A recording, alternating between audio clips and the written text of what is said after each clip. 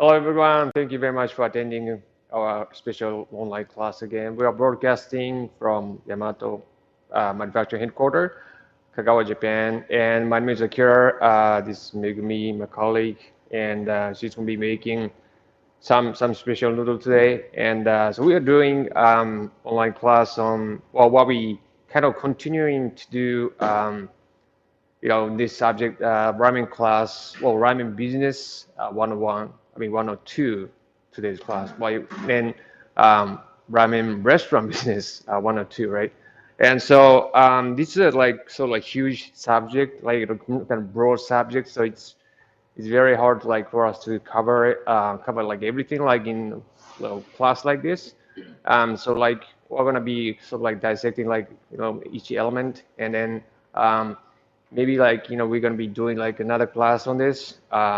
And so let's get on to it. We've been conducting a schools, right? Schools on ramen and udon and soba, and for as far as like ramen goes, like maybe even teaching it like for the past like 20 years.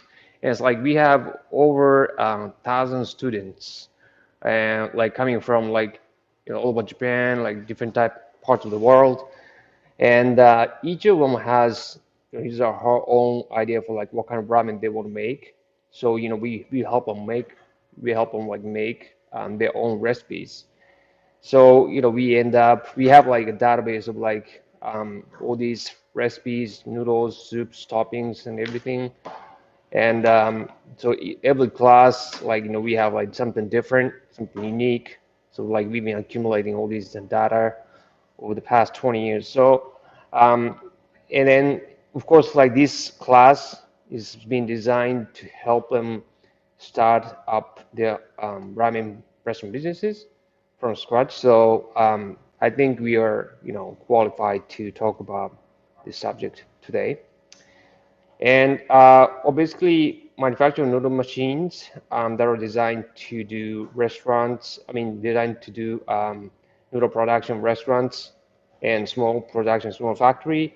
And we have customers with like using our machines all over the world, like over 60 countries.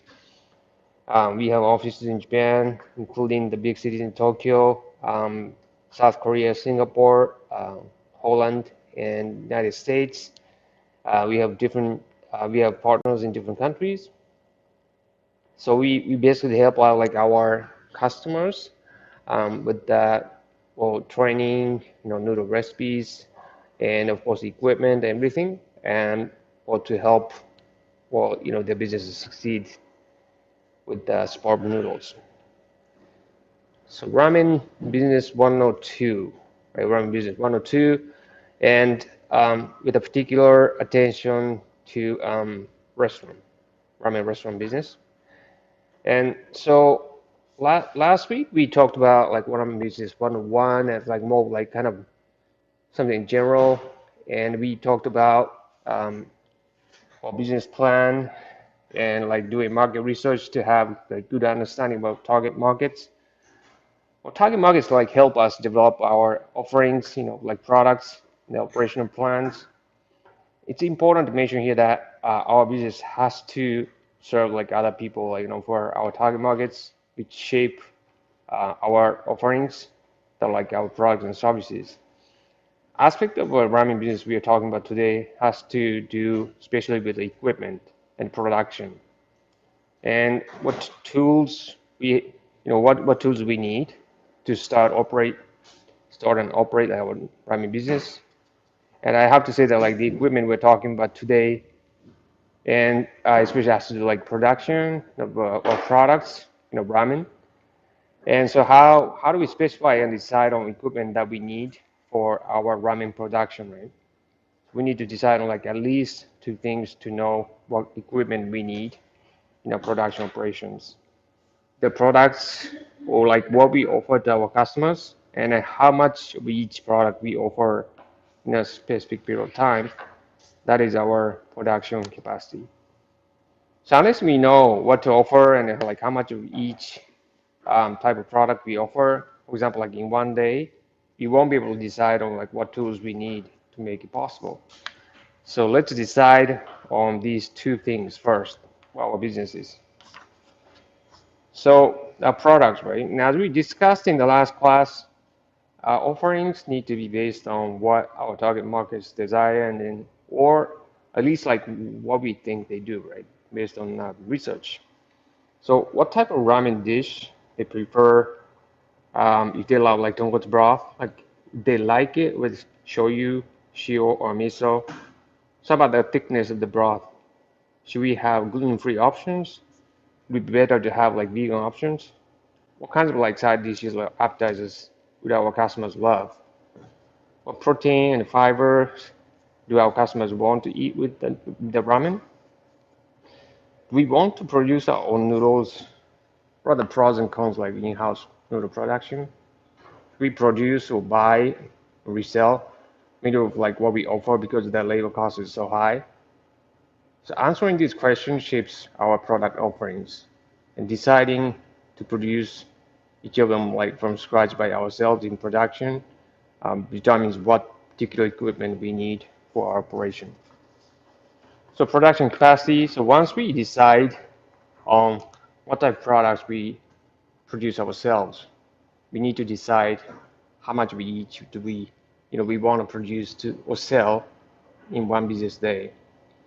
Because this is going to be like maximum production capacity, or like at least initially, this number limits the daily maximum sales we can make, unless we can have like we can change our pricing or offerings like after we start. So, what's the maximum bulk of tonkotsu ramen we want to sell in one day?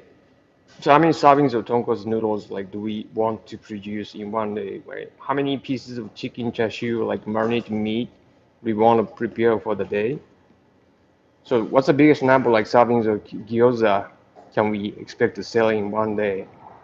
So answers to these questions may come partially from our research like on our target markets, or but like limited space we have at our production location, like mainly from like our business plan or like estimations, um, desires. Like in any case, these are the numbers we prepare for each type of product we decide, right, to offer on a daily basis. So as long as we know we need to produce how much of each component on a daily basis, we can plan and schedule our production. It's very important because this allows us to prepare the resources we need for production, such as time and ingredients for each component and labor, etc. So we need to think about the production capacity for initial plan and for growth plan over time. So when we are starting up, like there's a certain level of like sales or demand, of our sales, like because just only a small number of people like are aware of like what we offer in the beginning. As we get more popular over time, like there may be a point in time when the demand exceeds the supply or production capacity. So at least we know that the demand level of each product we have in our offerings. So we maybe like plan and prepare for the extra production capacity we may have in the future, probably by allocating some space in a production facility and having necessary infrastructures in place without the equipment. This growth plan helps us save our resources in the future when we decide to expand our operations and keep us on track of our business goals. So we now know like what to produce and how much of each you want to make. The next step naturally comes to this question, and so what does it take, right, to make all of these? So we need to figure out like all the resources we need to make things happen. So basically, so how much time does it take to produce a particular component for the quantity we want to sell in a day? What are the ingredients and how much of each ingredients do we need to make a particular component for the quantity? How many people do we need for the entire production? What is the cost of making a particular component for the quantity?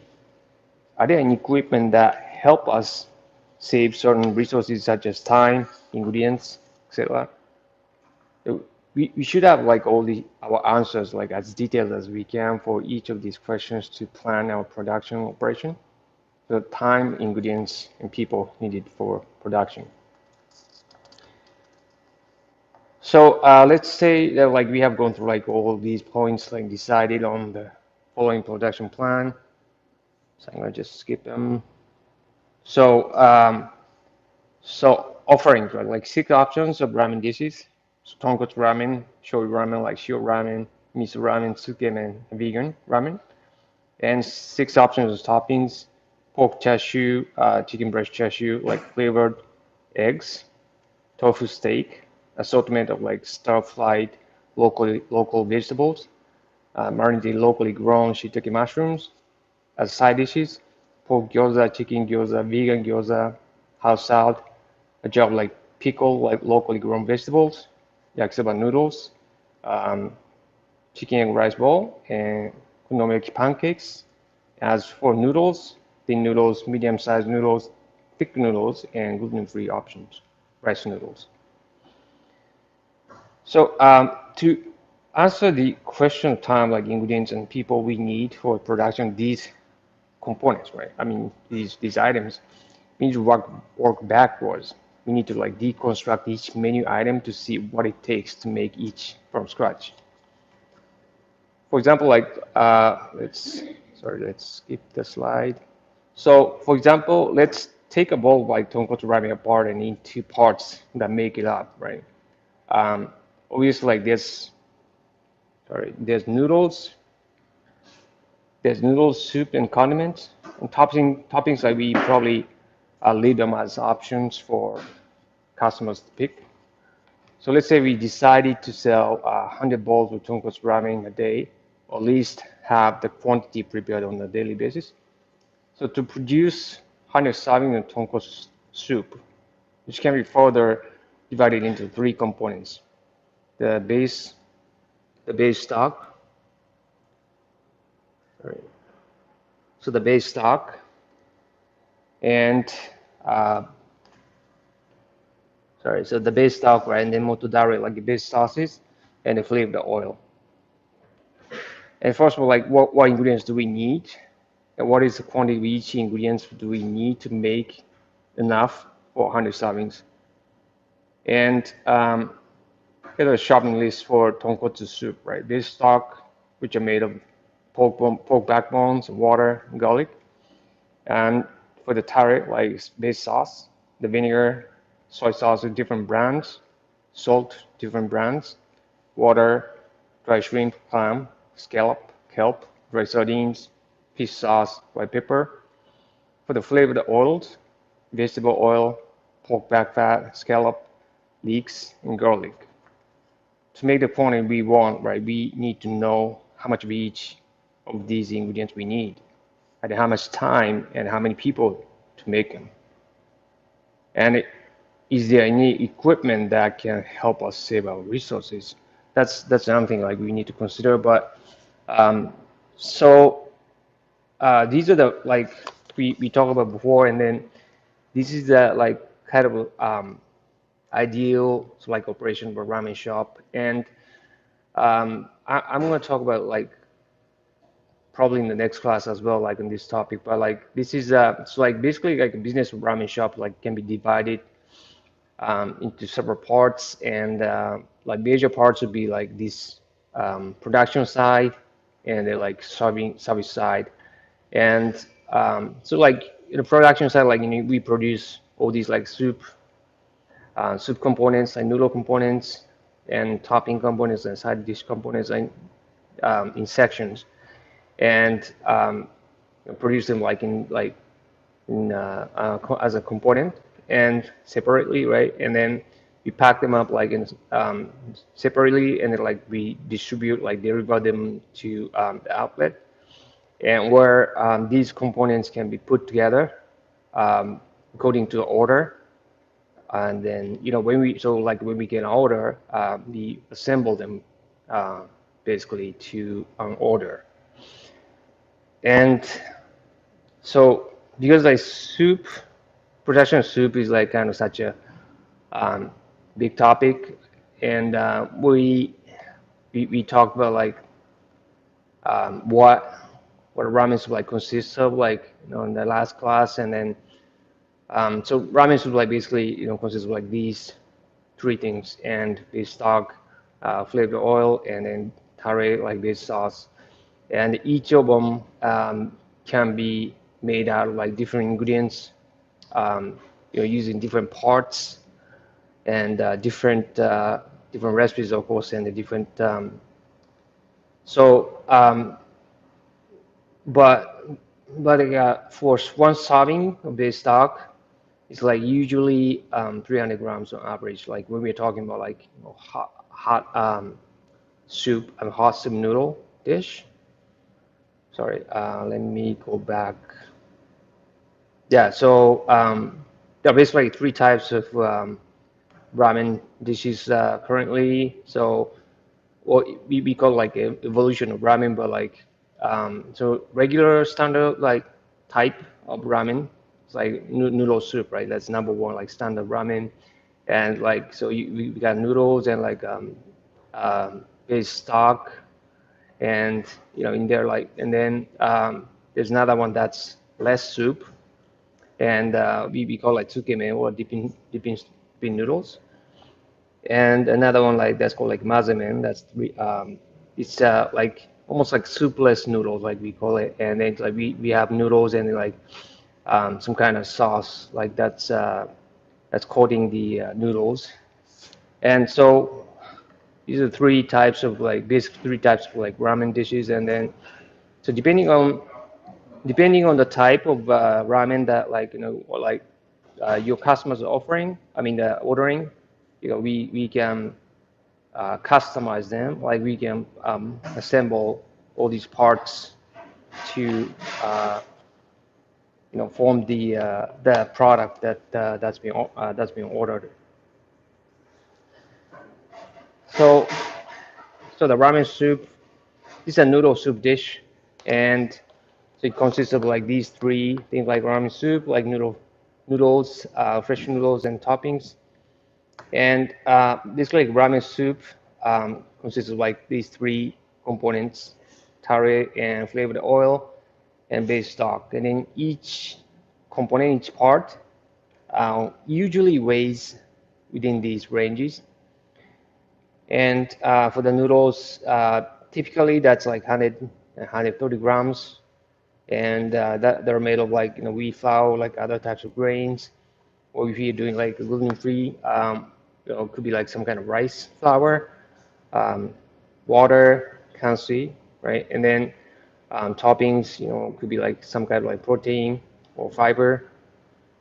And skim and dish like consists of these three. And again, like, but this is what's different is like it's dipping sauce, like that's less soup than the regular standard soup noodles. And what's different here is that like like amount of tare is like more than the standard one, and the base stock, the amount of base stock is less. So it's thick, it's like dense, very dense soup they're used as for dipping sauce. And to compensate for the less amount of soup, yeah, the ramen shops like usually offer bigger portion of noodles, and so the serving size like usually 150 to like 200 grams in a like fresh noodle weight. And Mazamen dish, the soupless ramen.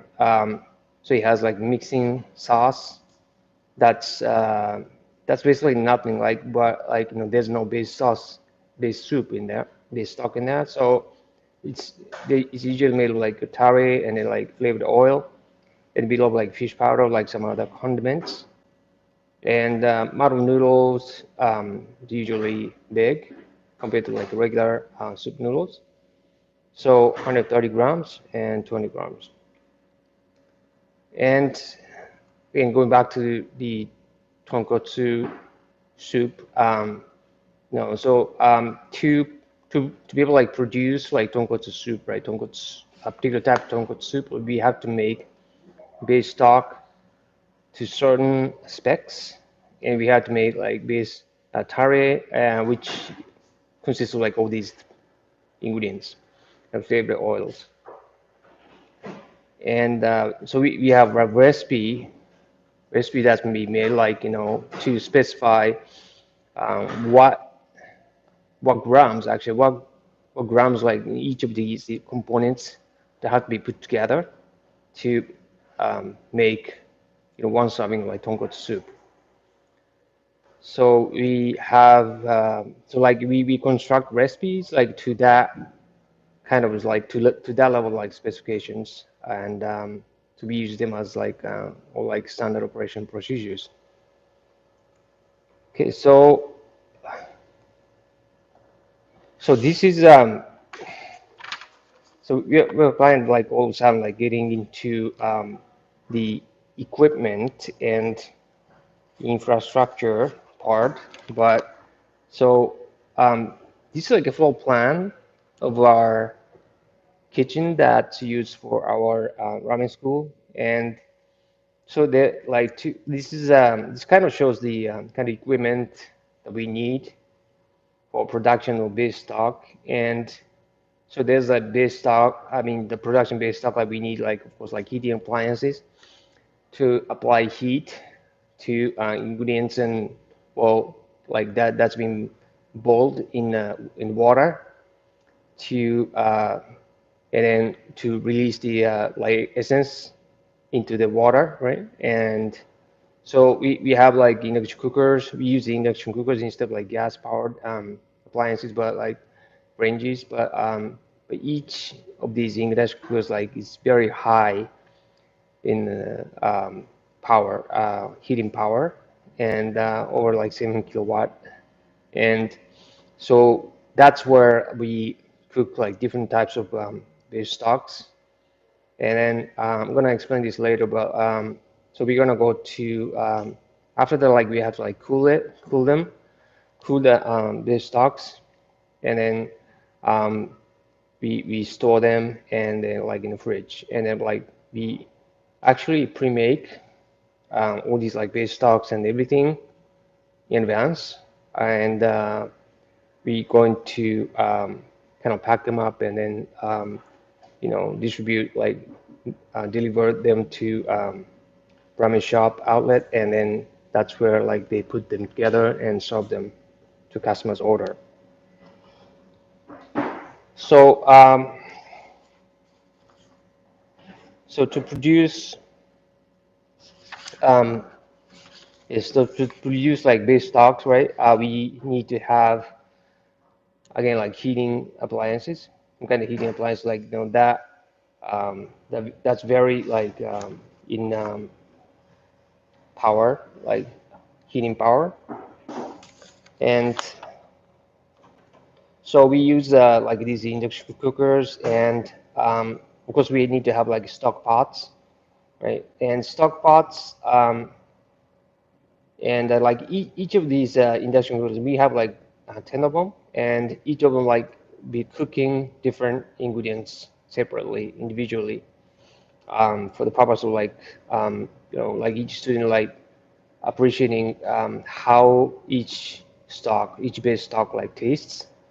So sorry, this is a production like base stocks and different types of base stocks, school, and so what we have over here like is that like we have like a spatula, like long spatula, that allows us to be able like stir ingredients from the bottom. Well, this way to keep them from burning. If we yeah, if you like fail to like keep them from burning, then that would like ruin the whole base stock from the burnt sort of like flavor, like burnt smell. So we've like thrown it out, like the whole thing. So the storing is very important, and the we have like facets for each of these stocks and each of the stock pots to run the water to run water to so like keep a little by little though like keep the water level, which I'm gonna explain in a minute, but like so we need to have like we need to like maintain the optimal water level for kind of like to maximize the extraction of ingredients. So we have like facet, you have faster like for each of the stock pots to run water in them, like just a little by little. And then inside we have a large sink where we can cool these stocks. Like after the cooking is done, we have to like cool them down like as quickly as we can to keep the germs from growing. And so this is the optimal like water ratio, like ingredients, like cooking ratio. So so like in terms of weight, we found out that's like the ratio of like water and ingredients is 2 to 1 when the essence extraction of ingredients. So we're trying to like extract the ingredient, I mean essence from ingredients into the water. But the ratio, like when we have like this ratio, like 2 to 1 ratio, then the essence extraction is like most efficient. So um, we want to keep this ratio over time, like when we're cooking the base stocks. And so like this guy is like measuring the water level and just kind of keeping the water line. And this is like another graph like we kind of explained like in the last class, but like we have like thick version and light version. For example, like tonkotsu broth, even tonkotsu broth, like its popular one would be like kind of thick version, and the like density of like 8. Um, like we have like a light version as well. And when we're making light version, so we after we like start cooking, we start skimming scums as they emerge like on the surface of the water. And so like we skim them out, and then after that, like we just kind of keep them well, you keep them high heat for the high dense like thick version stock, and then for the light version stock, like we turn down the heat and then kind of slowly cooking it and until it reaches the density 3, and then we stop it again and strain out the stock and then quickly cool it down and then store them. But like for the thick version, like we have like target density level, like for example like 4, and then once it reaches the density 4 or 5, we start reducing the water, reducing the liquid amount. So and then like sort of like boiling it down until it reaches a certain well final density of 8. So the amount of ingredients that we start right when cooking in a thick version of tonkotsu broth is actually well be like end up like being less like when we finish the stock because we had to like boil it down to help the stock reach that level of density. And another tool that we use, like so we measure everything, and one of the things like we measure is like density of stocks. So this helps us um, like check what density we are, right, throughout the cooking process. And so unless we know, what density like this stock is now, like or without like knowing it, we can keep cooking these stocks like forever, right? So, but like if we have a target density and then like we have this device to measure it, we know when we reaches the density that we can stop cooking. And another refractometer we may use is like, well, the one that measures like salinity level of the soup. And so, we can maintain, like we can have the same salinity level, like the soup, like kind of consistently by using this refractometer. And yeah, so this slide kind of like what explains, or it's like when we're cooking the thicker version, we end up the yield of the stock is well the less than what we started. So if the density is 8, well, yield is about like maybe 60 kilograms like tonga stock. But like we started like 100 kilograms of water, the ingredients. So um, we lose about like 40% of it. And but um, but like so 300 grams would be like one serving of tonkotsu stock. And so 60 grams give us about like 200 servings of base stocks. And so if we decide 200 servings as our daily production capacity, then we need to have at least stock pot that's big enough to hold um, this amount of like um, the liquid and ingredients.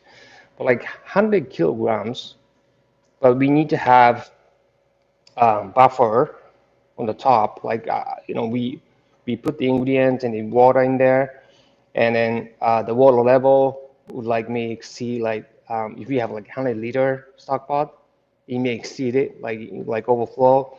So we probably should have like 130 liter, like 140-liter stock pot, so that we can have like some buffer for um, well eruptions of the like boiling water. And yeah, so that's how you sort of like decide on the stock pot size. Okay, and so we kind of talked about this before, but like so that's like this is the importance of like soft water, like use of soft water like for cooking based stocks.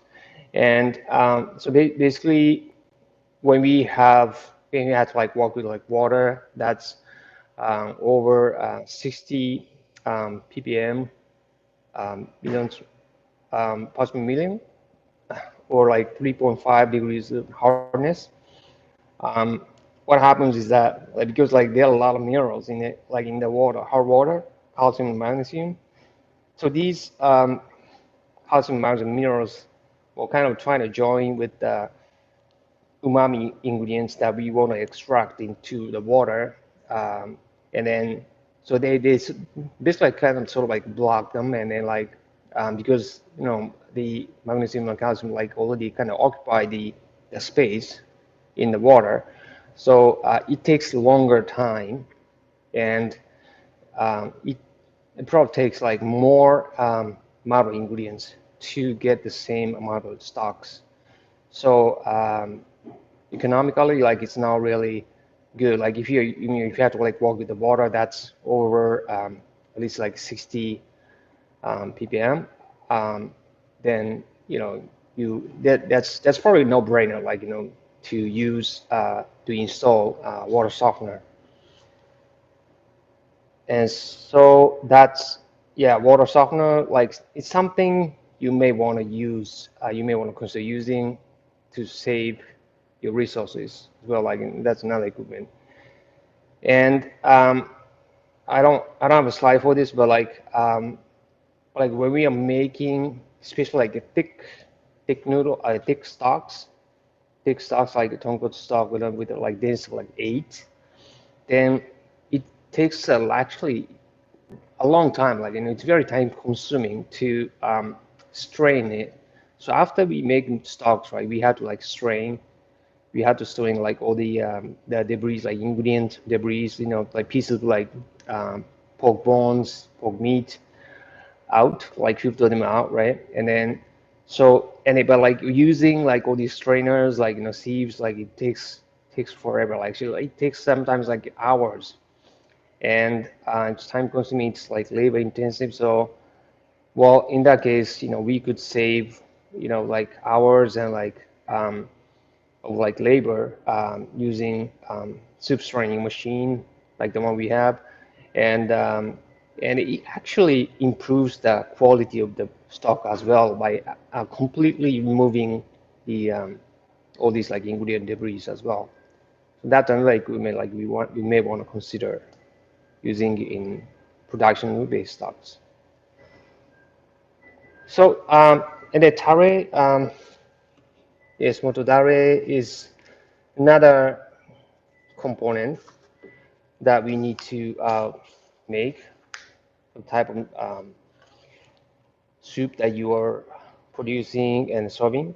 So for production, like tare and like base sauces and flavored oils and processes and what we need are basically the same as we do in production-based stocks.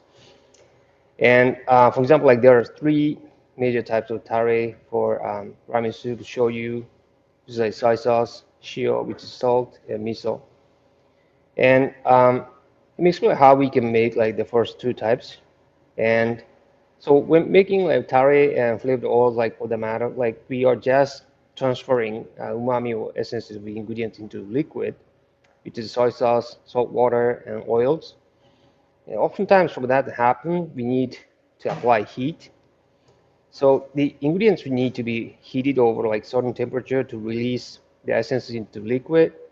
And there's a method that we call like unheated method, where we can just soak the ingredients in the liquid over time to infuse the ingredient essences into liquid. And heating method gives us like more colors when using like shoyu or todare. And heating method like brings fresher flavors of soy sauce to the soup. And once we make tare and or base sauces, or like, and then we store them for aging for 1 to 2 weeks before using them. And most of them last for 2 to 3 months in refrigerators. So we usually um, put finished products in PET bottles, like of probably like 500 milliliter, like 1 liter baskets for easier use and storage. And production flavored oil is done much the same way by heating the ingredients in oil to get acidity to the oil. And there's certain temperatures and liquid to ingredient ratios for certain types of ingredients, for certain types of oils. Um, like what I want to point out here is that like we can make a variety of tare and flavored oils in mass quantity once over a period of time. So for example, like 1 to 2 months because of the longer shelf lives. And certain types of tare and flavored oils are like consumed more than others depending on our recipes. So we should plan our production tare and flavored oils based on our menu recipes and production sales plan for the next month or 2 month period.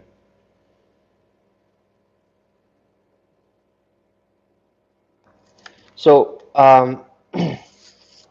so like we need to like deconstruct each component such as like base stocks, base sauces, flavored oils, noodles, toppings, um, into parts as like small as in the recipes, like including the production flows and processes. And knowing all these on the recipe levels, we can plan and put them into production and schedules. And we can dissect like all the components that are used to make up our product lines, soups, sauces, noodles, toppings, condiments, side dishes, beverages, or whatever we produce ourselves at our facility. And so we need to like think about like all the process, like ingredients and variables that affect the quality of each component and find ways to make production as efficient as possible without compromising on the qualities. It, it sounds simple, but like we need to figure out the process like ingredients and supplies and all the variables to be able to have a production process that consistently churns out quality products with consistency. So I'm gonna later go to the our kitchen like and then kind of show and explain like all these induction cookers, sink, and wet area like dry area stuff. And so later like in the kitchen. So to sum up like production soup, so we recommend the following equipment and infrastructure and so heating appliances plus like water supply. So heating appliances should be like high in power, depending on the density of base stocks you make. And like water softener, like if you have to work with the water, that's higher than 60 ppm. or like 3.5 degrees in hardness, and refractometer, and for the, well, of course, like soup stock density and then salinity level, and lesson spatula, like that's long enough for you to be able to like start the stock pots from the bottom, and stock pots with proper sizes for your production capacities, and soup straining machine, like especially like if your soup is dense, like high in density, and then it's like faucet to run water or hot water to a stock pot, again like to maintain the water level throughout cooking, and large sink for cooling of base stocks, and refrigerators to cool and store base stocks, and then tare, and of course like ventilation system, hood, and these equipment of infrastructure, at least like what we need to have like for production various types of ramen soups and sauces and tare and oils. So even though we don't assemble these parts to like complete a bowl of ramen soup in our production, we should at least be able to like dedicate a space for us to do assembling of the ramen soup to check the quality of ramen soup in each component. And this is part of like what we our like quality management. And so what we have to be concerned about is like another thing that we have to be concerned about, like is how we treat waste and garbage that result from production. And we need to have like SOPs to clean, sanitize, and treat garbage and waste according to restrictions and ordinances of your local governments and health departments. So so again, like this is like really broad, and then well, there's much more like we can talk about. And so now like what we're gonna do is yeah, like so Megumi has like some special noodles that she wants to show. We have these ingredients, right? The flour, chili peppers. Chili peppers, like we should use the ones that are like really, I mean, fine as possible, and then just pure chili.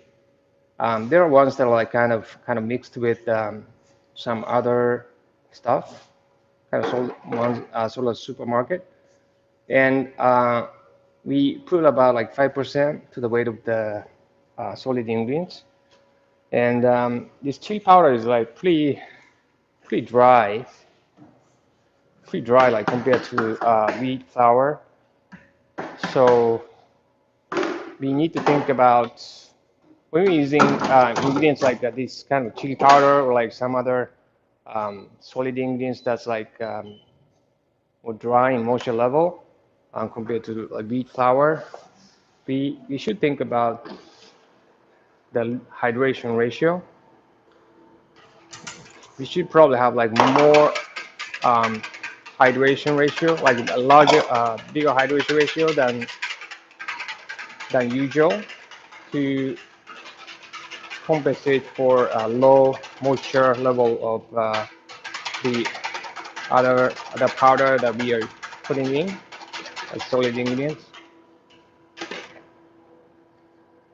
And so I forgot to mention that this machine is called the Richmond Gold machine, and it's a fairly new machine that like we started selling. And then it's got a 10 kilograms mixer, and it has all these nice control panel and everything to it.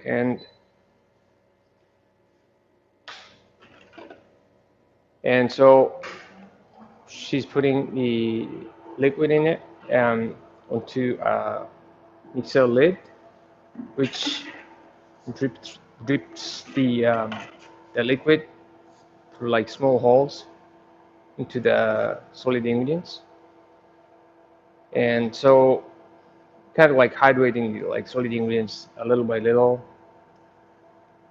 And so we want to hydrate, like we want to like do a good hydration in this mixer mixing process.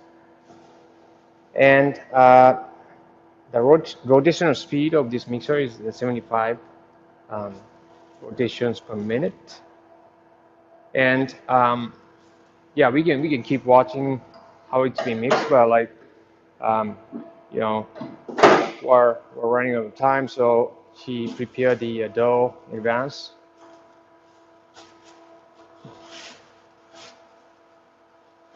So as you can see, the color, right? Color is rather, yeah, we want it to be more red, but like it's rather like kind of dark orange. And but I know that like when we cook them, when we cook this noodle, become like kind of bright orange. So we're making yeah, we're making like noodles using like colored color, like in flavored powder. You kind of never know like how the color turns out, like how the flavor turns out, like unless until you cook them in boiling water. So you should when you make them, like you should try them by cooking them.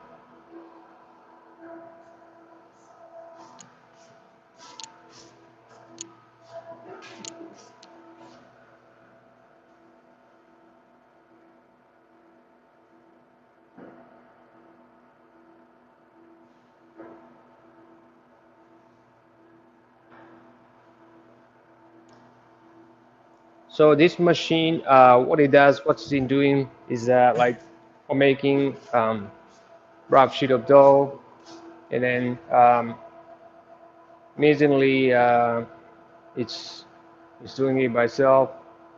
So it's just feeding the dough by itself, like she's not touching anything, and it's just like automatically feeding the dough into the rollers. So yeah, yeah, like amazing, like she's not touching anything, and all the while it's happening. And yeah, so that's pretty amazing. And at the same time, like we can, you know, well, use the mixer to make dough. So this machine has like separate motors running the rollers, roller unit, running like conveyor unit, and it has another motor that runs the what we call like a portioning cutter that portions out the noodles to one serving.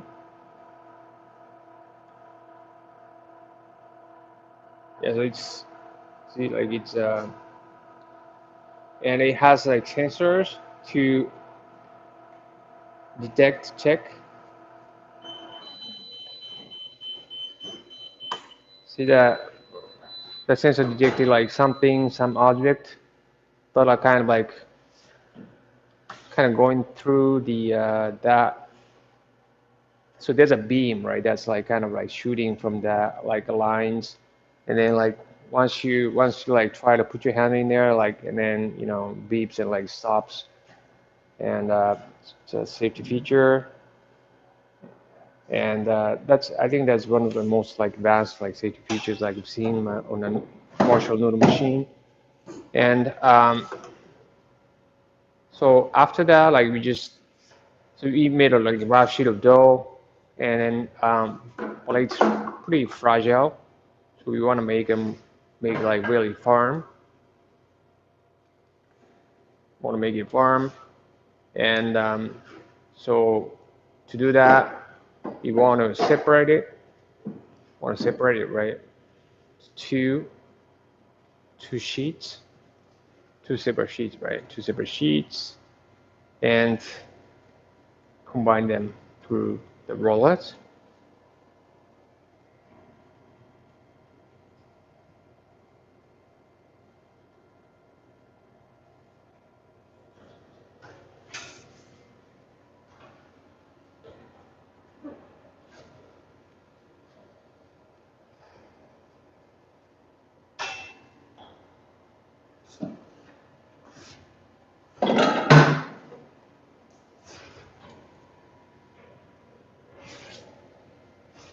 and you can see that like that roller gap is adjusted to 2.0 millimeter. So it's visible. Like you see how the roller gap is like in a touch panel, and so this combined process is making the dough firm.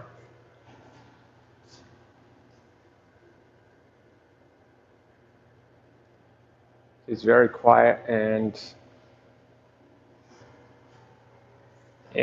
we actually got this machine. Well, we've been having like this machine like being sold like in different countries and like being sold in the United States, like North America, but like we haven't been able to like sell it like in EU countries where CE mark, the safety feature, like safety standard certification is required, but we can now start shipping this machine to EU countries,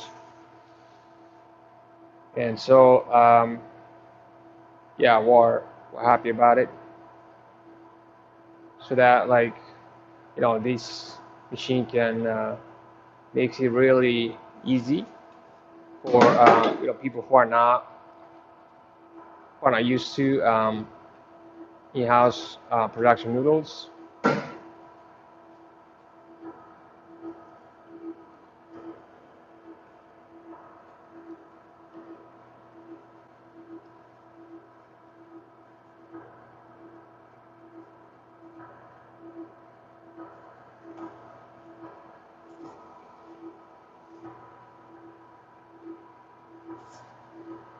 Yeah, it's so we put like 5% of chili powder, 5% of the total weight of the flour, total weight of solid ingredients. So it's yeah, we've been smelling kind of strong scent of the chili powder, and when we cook them, the flavor of chili powder like still remains, and then you can actually taste it and then smell it, and but like it's not that spicy, but like for some people like it's spicy, but like it's not that spicy, but like it's got a like nice flavor of a chili, and I think it goes really well with like some of the like like ramen soup like that. I've seen like a basil ramen soup, like green and orange, red.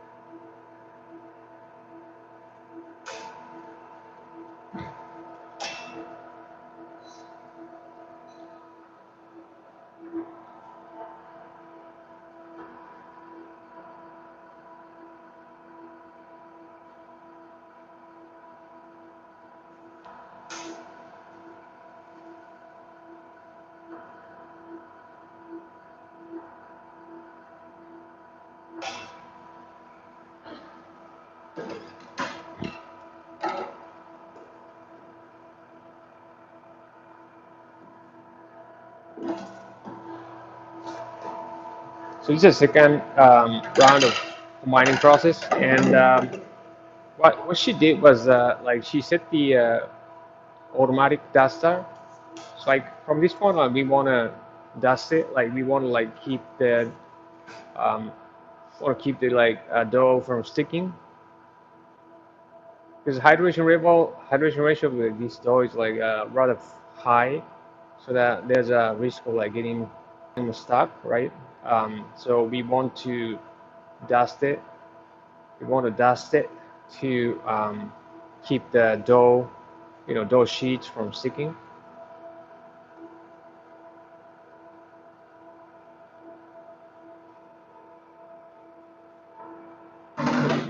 And Of course, like you can adjust, you can control the amount of dusting, and depending on the hydration ratio, like the higher the hydration ratio, like the more you have to dust to keep them from sticking.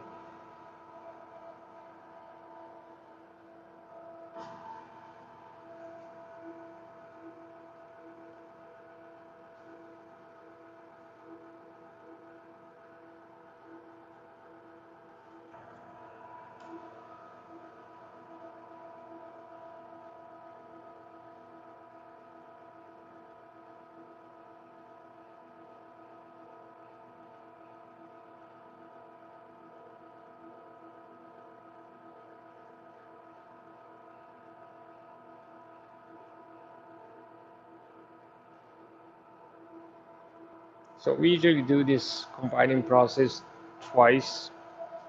Make sure make sure the gluten structure inside dough is totally developed, and then from this point on, we just all we have to do is just thin it to the final thickness.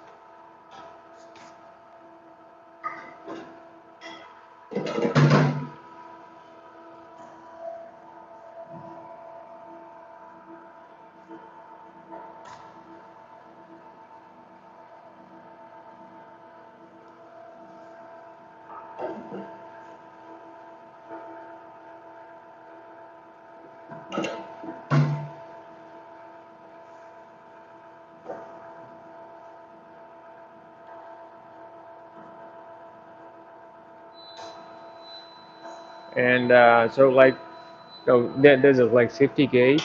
So like once you open it, and then like it stops with a beeping alarm, and so that's for the safety features.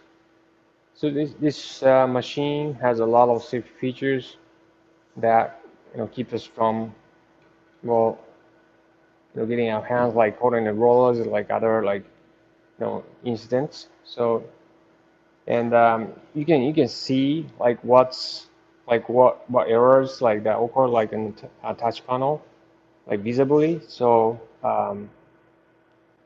basically you know what's going on and immediately, and so you know what to do.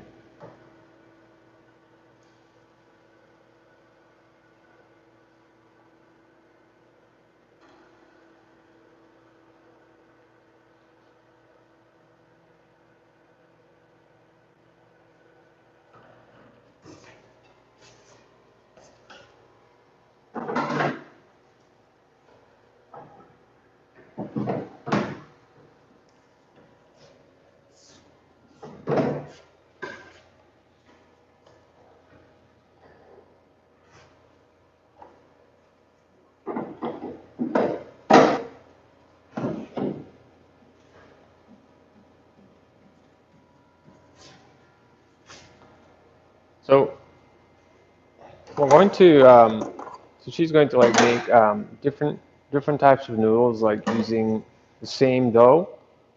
So she's gonna cut like differently. She's gonna cut them like in different sizes. So before she does it, like she wants to separate it, and she wants to like make like multiple dough sheets, then make them different.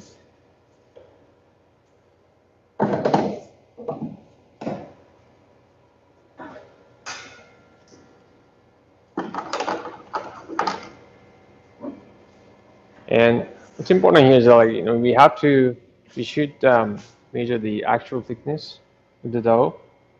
See like what the discrepancy is like between the roller gap we set and the actual thickness is. And actual thickness is always bigger because it expands back after it's gone through the roller gap. And this so we need to like set the roller gap like accordingly to get that final thickness that we want.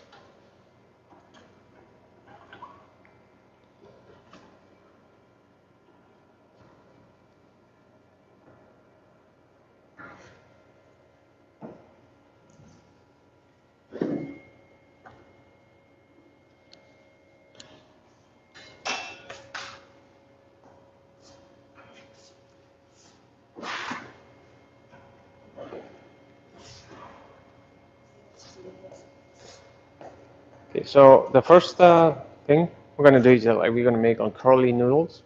Curly noodles, like so we use that kind of the parts that are attached on the back of the cutter, and they make they make curly noodles.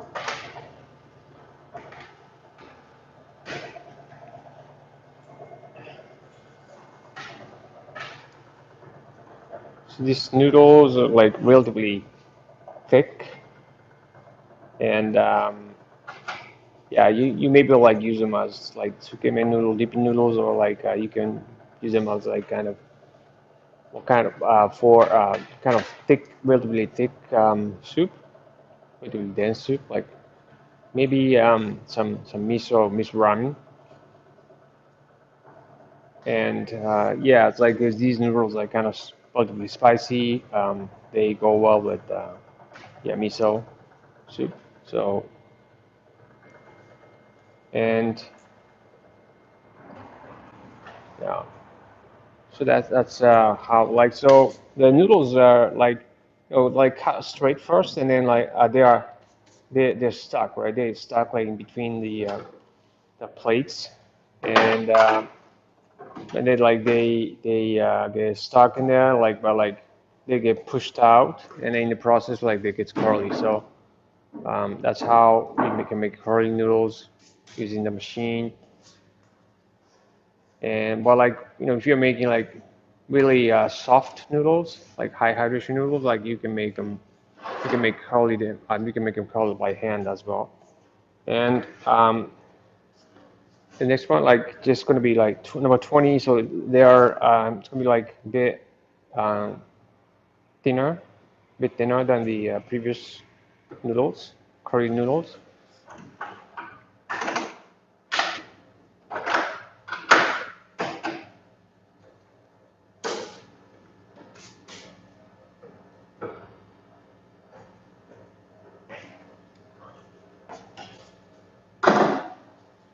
So number 20 kata is like actually the most popular kata for ramen noodles. And number 20 means like that's 1.5 millimeter in width. And so 1.5 millimeter is actually the standard and like the most popular noodle size for ramen, and because it's probably the most versatile like noodle size that you can pretty much use for any kind of soup.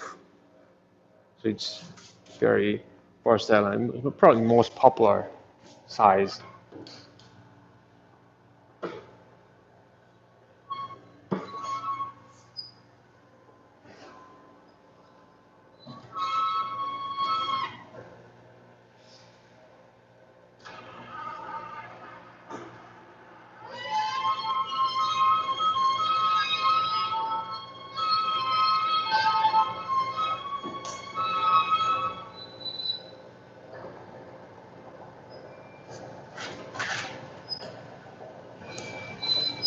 And so these are straight noodles, and a bit long for yeah. You can, and then as you can see, like you can actually well adjust the length of noodles, and then you can make it shorter to have like smaller, smaller servings, and you can make it longer to have bigger serving size.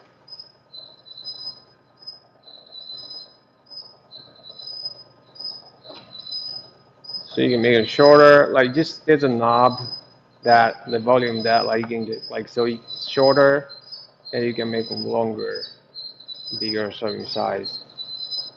See, like very easy, very very long. So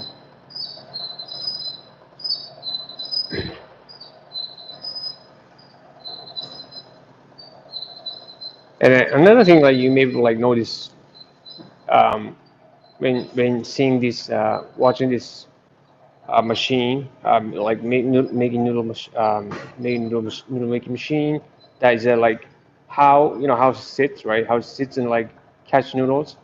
So like she's catching noodles, like she's taking noodles like at the kind of like high position. So if you're if you intend to like show your noodle production to your customers, you know, you customer can watch like the noodles that are actually coming out of the machine, right? Which is actually the highlight of the noodle production.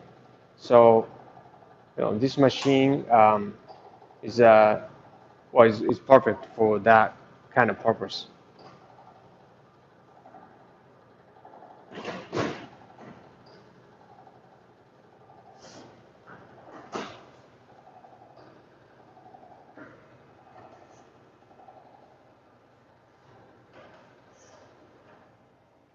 So that's how like Rich Mango machine makes fresh noodles from scratch, and then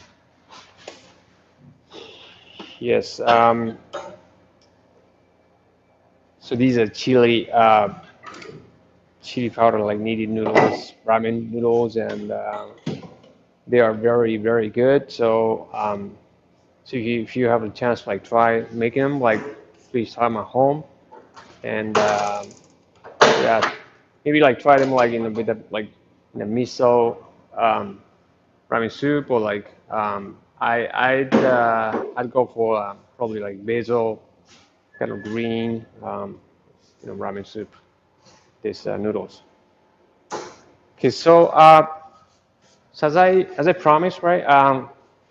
Let's just kind of briefly go to like our kitchen and like show you guys what we have in there, and we're, we're running out of time, so I'll be quick. But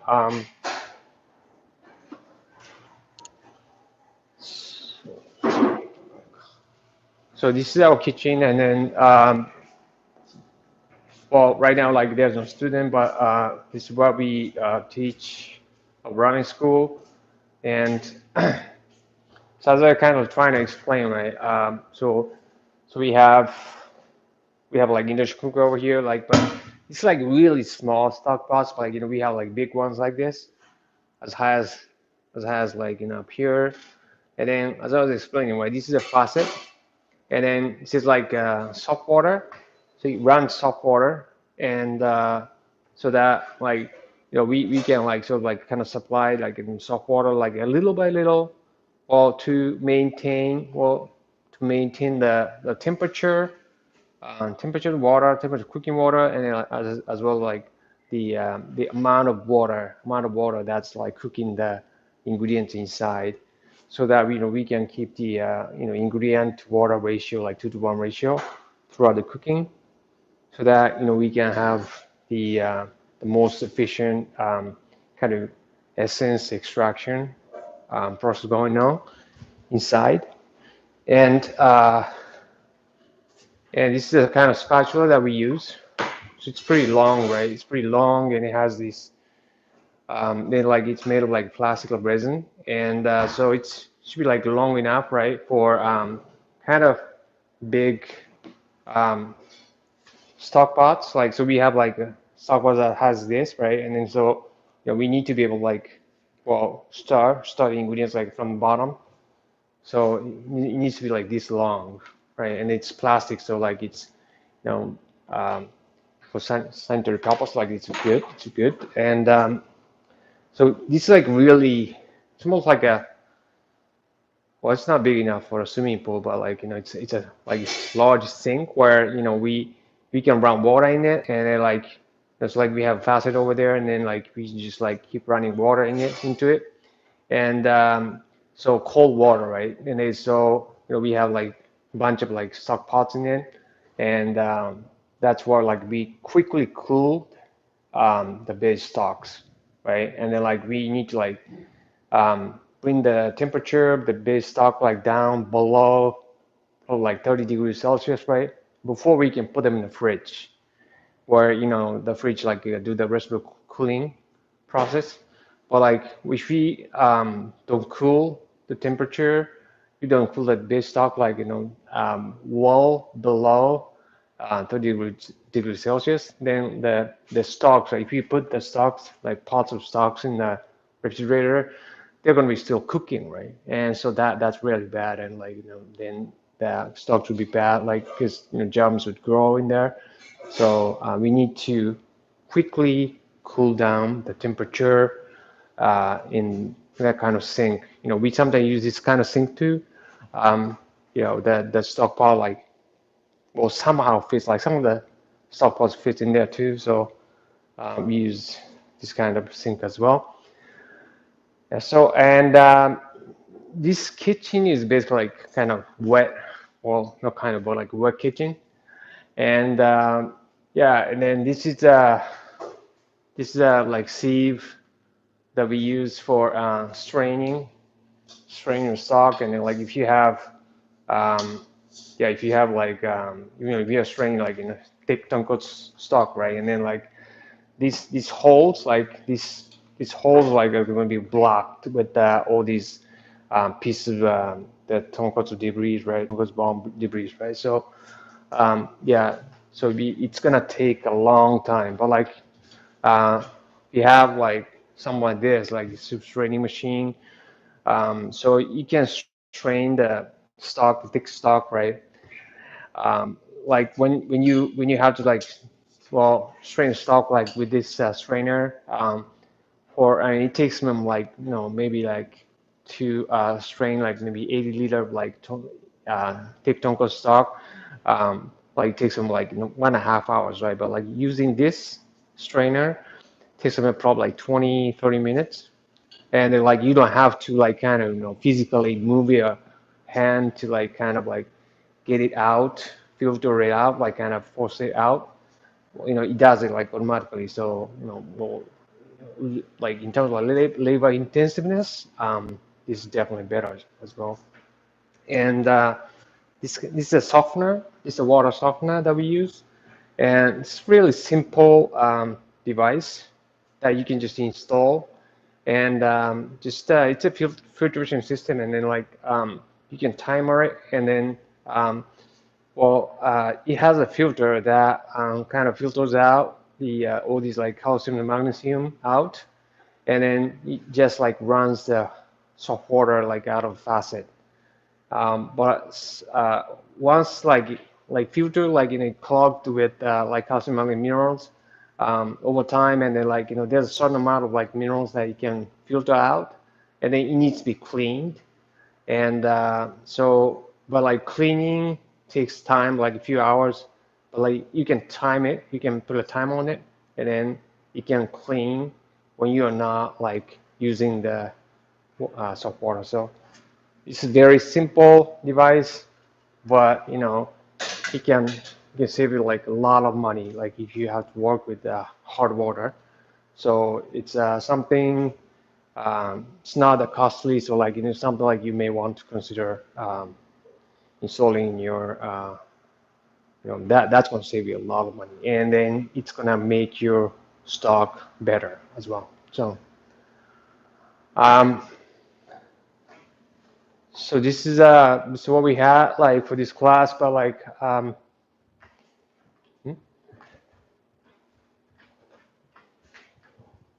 Yeah. So next class next week, we have like all these other equipment, devices, measuring devices, some of them, and this like in this kitchen that we use, right? Like for our school, like we can actually make any kind of like ramen stocks, any kind of like base sauces, any kind of like flavored oils. So just sort of like going through all these equipment, what we can actually explain all the production side and like all the equipment you need. So the next class, I promise you guys, like we'll show you guys everything that we have, like explaining everything that we have, right? And then let's go through the all like the production flow, and so that I'm hoping that class is going to complete this ramen restaurant class like 101, 102, 103. So thank you so much, guys, for joining us today, and hope to see you guys in the next class. So thank you very much. Bye bye.